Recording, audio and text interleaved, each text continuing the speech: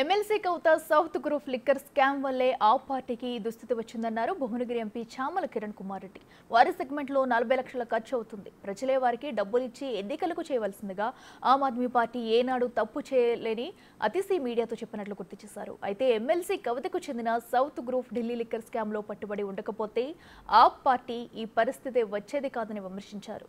గతంలో 100 కోట్ల రూపాయలు తెలంగాణకు చెందిన సౌత్ గ్రూప్ ద్వారా ఢిల్లీ ఎలక్షన్ల కోసం వెళ్లాయని చెప్పారు. ఆమ్ ఆద్మీ పార్టీ వల్లే గోవాలో బీజేపీ ప్రభుత్వం ఏర్పడిందన్నారు. అయితే తాము స్వచ్ఛందంగా రాజకీయాలు చేస్తామని అతిశి అంటున్నారని, అదేవిధంగా ఎన్నికల్లో పాల్గొనాలని సూచించారు. ముఖ్యమంత్రి అతిశి గారు నిన్న ఒక ప్రెస్ మీట్ లో మాట్లాడుతూ క్రౌడ్ ఫండింగ్ గురించి, ఆమె కాన్స్టిట్యున్సీలో 40 లక్షల ఖర్చు అవుతుంది, ప్రజలే ఆమెకు డబ్బులు ఇచ్చి క్రౌడ్ ఫండింగ్ ద్వారా ఎలక్షన్లు చేయాల్సిందిగా, గతంలో ఆమ్ ఆద్మీ పార్టీ ఏ రోజు కూడా అవినీతికి పాల్పడలేదని, ఆమ్ ఆద్మీ పార్టీ ఎప్పుడు తప్పుడు చేయలేదని చెప్పి తెలియజేస్తున్నారు. నేను ఒక విషయం గుర్తుకొచ్చింది నాకు. ఎందుకంటే మా రాష్ట్రానికి, అంటే తెలంగాణ రాష్ట్రానికి సంబంధించినటువంటి ఎమ్మెల్సీ కవిత గారు, ముఖ్యమంత్రి అప్పుడున్నటువంటి కేసీఆర్ గారి కుమార్తె, ఆ రోజు సౌత్ గ్రూప్ ద్వారా ఢిల్లీ లిక్కర్ స్కామ్ గనక ఒకవేళ పట్టుబడి ఉండకపోయి ఉంటే ఈ రోజు ఆమ్ ఆద్మీ పార్టీకి పరిస్థితి వచ్చి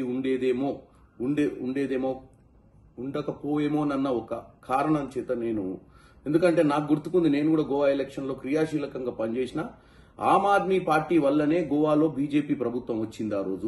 ఆ రోజు ఆమ్ ఆద్మీ పార్టీకి ఏదైతే అలిగేషన్స్ ఉన్నాయో అవి ఎంత వాస్తవాలో కోట్లు తెలియజేస్తే, 100 కోట్లు ఏదైతే ట్రాన్సాక్షన్ జరిగిందని తెలిసిందో ఢిల్లీ ఎలక్షన్ల కోసం ఆమ్ ఆద్మీ కోసం, అది తెలంగాణ నుంచి ఆ రోజు సౌత్ గ్రూప్ ద్వారా వెళ్లిన డబ్బు.